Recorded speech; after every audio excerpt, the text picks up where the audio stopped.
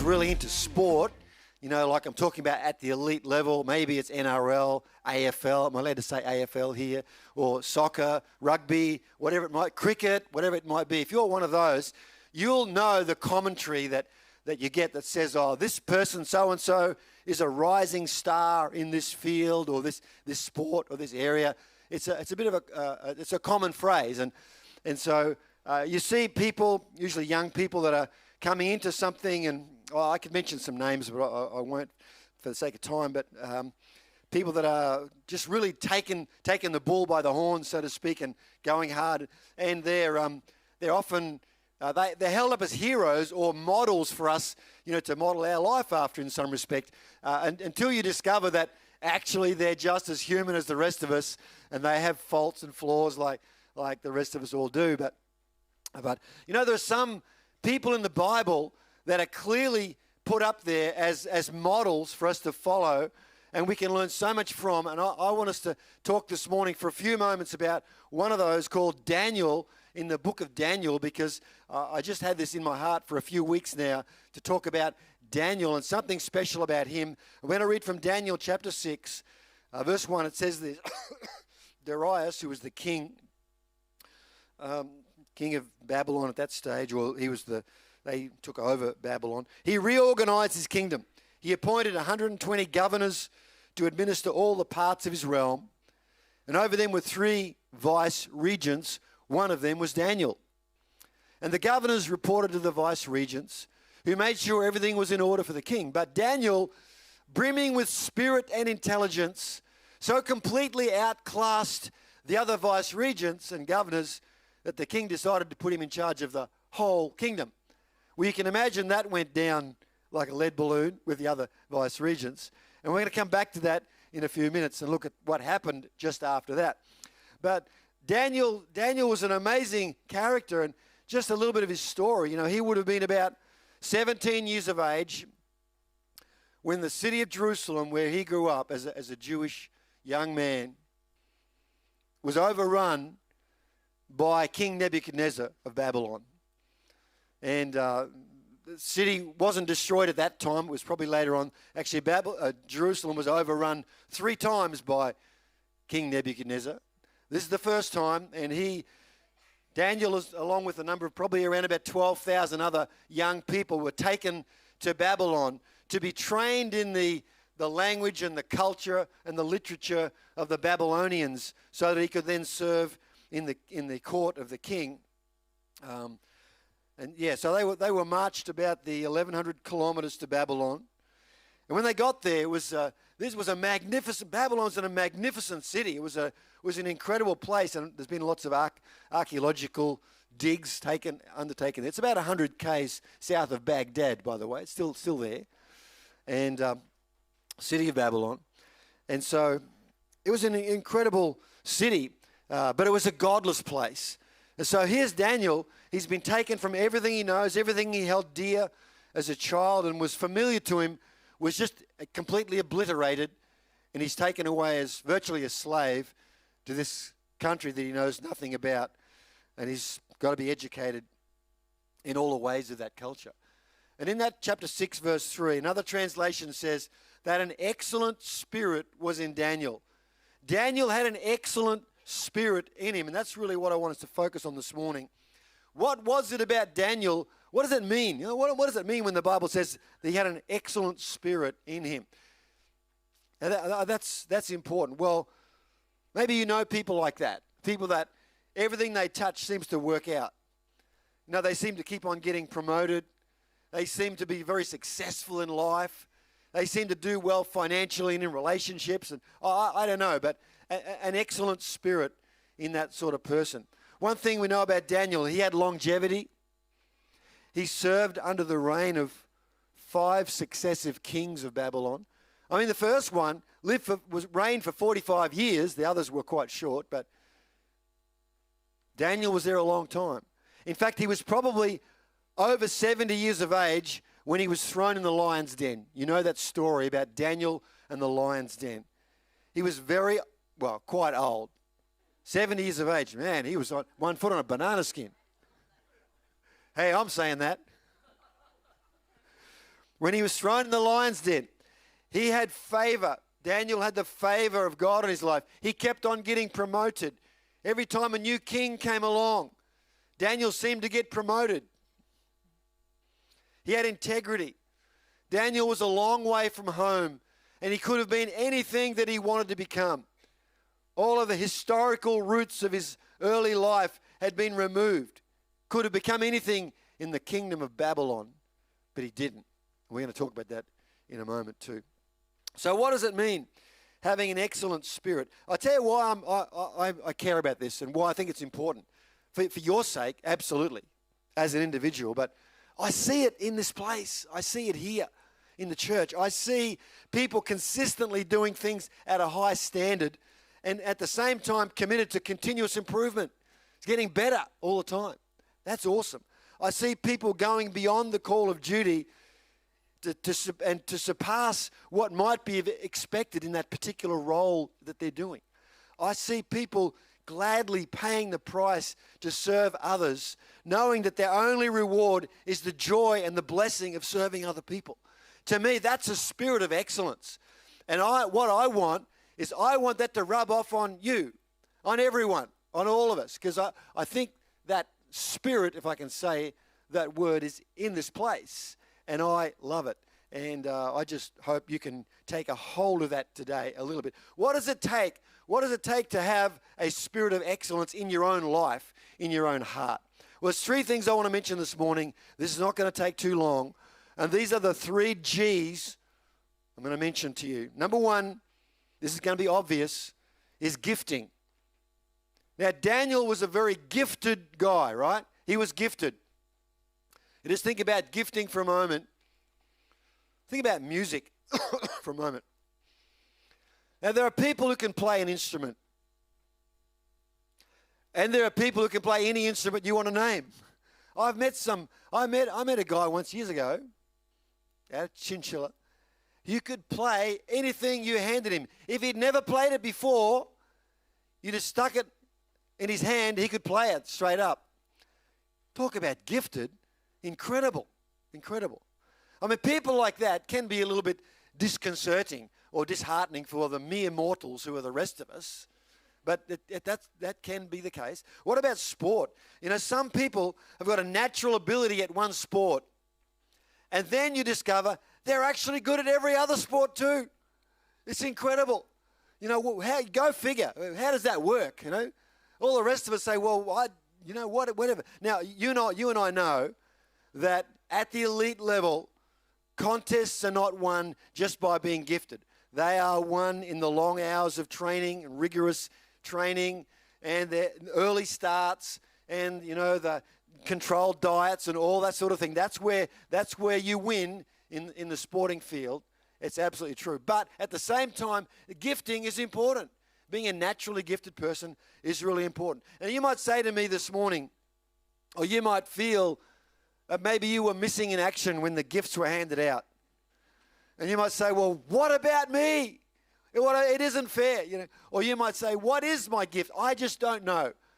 I got one thing to say to you this morning, which is easy. And it just simply goes like this. In 1 Peter 4, verse 10, it says, God has given each of you a gift from his great variety of spiritual gifts. Use them well to serve one another. I really like that last bit. Use them to serve. So gifts are not, if I'm gifted in some area or you're gifted in some area, it's not so that I can feel good about myself or have a bit of an ego trip or something like that. But it says use them well to serve one another, which is really what we're supposed to be doing when you think about it. But the key point for this morning is each of you, God has given everyone a gift. So no one can say, I'm just not gifted. If you're feeling today, I'm not a very gifted person, or compared to XYZ person, I'm not very gifted, it probably just means that you haven't really explored that. And look, here's the thing. I would encourage you this morning, don't go on a lifelong quest to work out what your gift is. Just start serving people and loving people and encouraging other people right where you are. And you know what? Before long, your gifting is going to become obvious. You'll discover what you're really good at doing. And I want to see that happen. I want to see people rising up in what they are naturally gifted at. Because it says here, from God's great variety of spiritual gifts. You know, a church that's growing into becoming a significant church in any community is a church that's where people are released to function in their gifting. They're not people who are doing what the pastor wants. Who cares what the pastor wants? You want to say that again? Who cares what the pastor wants? What people need to be released to function where they're gifted, and that's where their creativity and their fruitfulness will really come to the front, and that will be a really good thing. And you know what? When you're doing that, you can go for a long time doing that because you don't get burnt out. It becomes natural and it becomes easy, and you can achieve a lot more with a whole lot less effort when you're doing what you are made to be doing, when you're functioning in your area, in your natural, you're flowing in that. So gifting does matter, and I want to encourage you, if you don't know what you're gifted at, just start loving people and encouraging people right where you are, and it won't be too long and you'll find out. Okay, so the second G, I'm going to call this gradient, but it just means attitude or orientation. What I'm talking about is where you're heading. You know, like in flying, how many people here have got pilot's licenses? Anyone here with a pilot's license? That's okay. It means I can talk about this and you'll all think I know what I'm talking about. But in flying, it's like this, they call it attitude, and it means the angle of a plane to the horizon. That means, am I climbing? Am I descending? Am I banking to the left? Am I banking to the right? You know, there's a big storm coming ahead of you over on my left. You know, maybe I should bank to the right. I should get away from that a little bit. But the attitude of the plane means, where am I heading? Am I going up, down, left, right? Where am I going with it? And it really matters a lot. If you're flying a plane, it matters a great deal. Like, for example, if you're going down, down, down, and you're only a couple of 100 meters above the ground, you got to think about that very quickly, really quickly. Okay. So the attitude matters. And I want to say this morning, friends, where you're at in life is not nearly so important as where you are heading. Because you might say to me, you know, I'm not in a very good place at the moment. I'm really struggling. But here's the point. Where are you heading? Are you thinking about your situation? And are you going up? Or are you moving away from problems and trouble? Or what's your attitude or your gradient of your life right now at this particular point? I think it matters. The orientation. These are the things you can control. Now, we're talking about the life of Daniel here. Daniel had a great attitude. We're talking here about things like commitment, determination, focus, persistence, patience, attention to detail, ability to work with others. These are all things you can control. In a moment, we're going to go beyond this to something else, but the things you can control. Now, I just want to say this morning, friends, this is not a talk about personal development. I'm not just telling you to get everything sorted out so that your life can be right, because you've got to put God in the picture in a major way if your life's going to be better. But let's face it, if everything about your life was just what you can control, you know, and you're filling your life with the things that you can do.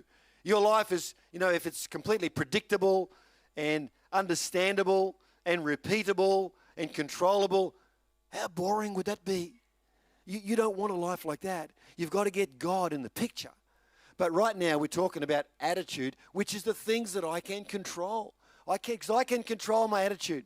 You know, there used to be a series of children's books called Choose Your Own Adventure. Who knows them? Choose your own adventure. Well, guess what? You can choose your own attitude.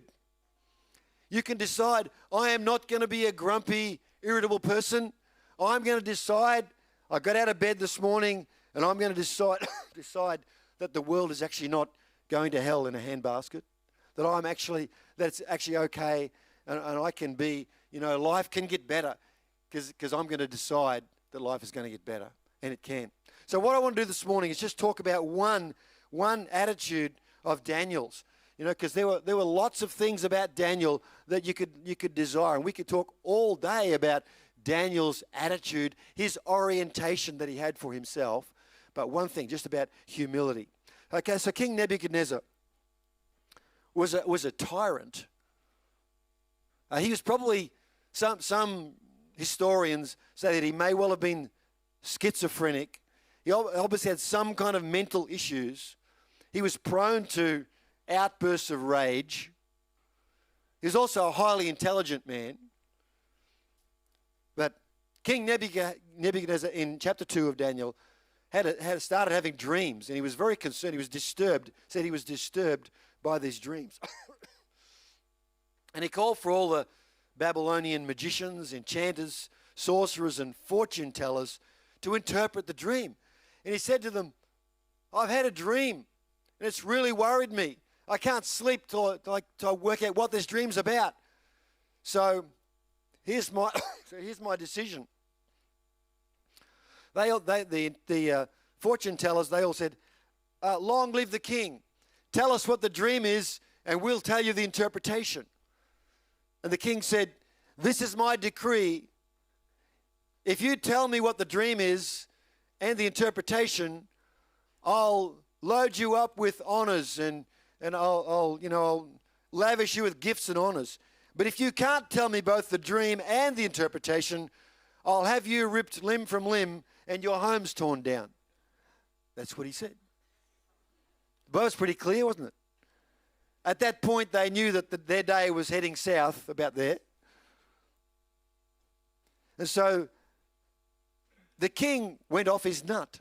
They tried to reason with him, but it just went totally pear-shaped from there. And so he ordered the whole company of Babylonian wise men, fortune tellers, magicians, enchanters, astrologers. He ordered them all killed. That's it, and I've had enough of you. And Daniel and his 3 young Hebrew men were included in that list. So as they were preparing to execute all these people, Daniel heard about it, obviously, and he went to the chief guy and he said, look, can you just give us one day to think about this? Went home, got his friends together, and they started to pray. And that night, God gave him the answer, told him what the dream was, told him what the interpretation was. Do you want to know what the dream was about? Some other time. We'll talk about that. It's beyond the scope of this message. You have to look up for yourself in Daniel chapter 2. So, Daniel comes to the king, verse 27 and 28, and he says to the king, no mere human can solve the king's mystery. I don't care who it is. No wise man. This is pretty bold for a guy who's prone to violent outbursts and just killing people on spec. Daniel was pretty courageous, wouldn't you say? I don't care who it is. No wise man, enchanter, magician, diviner. But there is a God in heaven who solves mysteries. And I love that verse. I want us to get a hold of that today, folks. I'm just asking today, get a hold of that in your heart. If the only thing you walk out of here this morning is that verse, there are things that are too hard for people to solve. Maybe there's problems that you're facing right now and you don't know what the answer is, but there is a God in heaven. We love the professional people that help us, other people that help us in our life's challenges to get through them. But sometimes there are problems that are too hard to solve. But I want to tell you, friends, there's a God in heaven that can solve these mysteries. And I want us to get that in our heart today, that when God comes in, everything changes. Everything begins to change. There's a God in heaven. So Daniel chapter 2, verse 30. So this is Daniel talking to the king still. So the interpretation is given through me, not because I'm any smarter than anyone else in the country, but so you will know what it means, so that you will understand what you dreamed. And so here's the point. Daniel had a humility in his heart, even though he had a very high position in the country. And Babylon was the center, the epicenter of world civilization at that time. City of Babylon, the largest city in the world at that time. And that civilization and culture was huge. So There was a humility about Daniel. That was an orientation. That was an attitude of his life that really matters. And I just want to say today, friends, that the attitude, if I want to have an excellent spirit, my attitude does matter. My attitude matters. Here's the last thing. The last one, the last G is the God factor. What's God doing in my life right now? Having an excellent spirit means I'm open to what God is doing in my life right now. You can call it the anointing. People use the term anointing. It just means what God is doing in your life, the divine enabling of God. You might want to call it the X factor. You know, there's something, you mightn't be able to understand it. You might not understand where you are right now, but all you know is that God is with you right now. Guess what? That's all you need to know. If God is with you where you are right now, you don't need to understand everything about your world. I mean, I'm prone to that kind of thinking myself, where I'm always trying to understand things. Ask my wife, she'll tell you that, you know, you don't need to understand everything about your world, but you need to know that God is with you. Now, it's good to understand some things about your world, obviously, but when God is with you, makes everything different. So what about Daniel? Number one, Daniel set his heart on God alone. You know, he focused his life on God. I want to tell you, friends, God is out looking for people like that. You know, there's a great verse in the Old Testament in 2 Chronicles chapter 16. It says, God is scanning through the whole earth to find people whose heart is fully committed to him. Guess what? So that he can show himself strong, so he can rescue those people, so he can work on their behalf, so he can do great things in their life. Keep your focus on God. Daniel chapter 1, verse 3 to 5. This is when Daniel first arrived in Babylon. And it says that the king told this guy, head of the palace staff, get some Israelites from the royal family of Israel and nobility, young men, healthy and handsome, intelligent, well-educated, good prospects for leadership in the government, and indoctrinate them in the Babylonian language and the law of magic and fortune-telling. The king then ordered they be served from the same menu at the royal table. And after 3 years of training, they'd be given positions in the king's court. But Daniel determined he would not defile himself by eating the king's food or drinking his wine. Now, let's not go into what that was, or we don't know, probably food sacrificed to idols. There were probably things about that were very unappealing to a young Jewish boy. You know, they're very fussy about diet, all that sort of stuff. But that's not the point. The point is that Daniel determined he would keep his heart focused on God, and determined that he would. If you read the rest of the story, he said to this guy who was sort of supervising them, we want a very basic diet, a simple diet. And you can test us after 10 days and see if we are looking better than everyone who's eating from the king's table. And if we are, then let us continue with the simple vegetables and water, simple diet. Okay, so guess what? After 10 days, they were looking better than all the others. And so they're able to keep that diet. And so it's not about the diet. I don't talk about diet this morning. But what I'm talking about is setting your heart upon God. Setting your heart to focus on God, right? I'm not saying diet's not important, by the way. Your diet matters, you know, I know. But all right. So this is called integrity. You know, Daniel could have been anything he wanted to be, so far from home. And every measure of accountability from his past was gone. The historic roots of, you know, how he grew up were all gone. And this dazzling world of another future was set in front of him. And Daniel said, I'm going to keep my heart focused on God, because that's what was in his heart. And I want to encourage you this morning and challenge you this morning, friends. If you keep your heart set on him, keep your heart set on God, you're going to find that things are going to start working out. It's going to work out better for you in your life. You're going to find that excellent spirit just being developed within your heart. And Daniel also had an uncompromising commitment to godly living over his lifetime. And we're going to finish up with this in a few minutes. So, you know, from the time Daniel got to Babylon, the pressure was on for him to be indoctrinated into this Babylonian culture. And it's really significant for us to get a hold of this, friends, because our world, where we live today, is looking increasingly like this, a culture where God is edged out of the picture, where there's no reference to God or anything like that, if you're a Christian person and you want to mention that in public, people are going to mock you for that. You can be anything else you want to be, but you can't be a Christian in the public sphere these days. Just look at what, Scott Morrison in his previous history. I'm not saying he was a perfect prime minister, probably far from it, but he was howled down for being a Christian in public. Actually, that was the thing that really guided him in a lot of the good things that he did. But so I said at the start of this that the other co-regents or deputy, governors with Daniel were upset that Daniel was promoted above them in the kingdom, and they really wanted to get rid of Daniel. Let's read from Daniel chapter 6, verse 4 and 5. The vice regents and governors got together to find some old scandal or skeleton in Daniel's life they could use against him, but they couldn't dig up anything. Now, this is at the end of his life, by the way. He's between 70 and 90 years old. We're not sure exactly. But they couldn't dig up anything. He was totally exemplary and trustworthy. They couldn't find evidence of negligence or misconduct.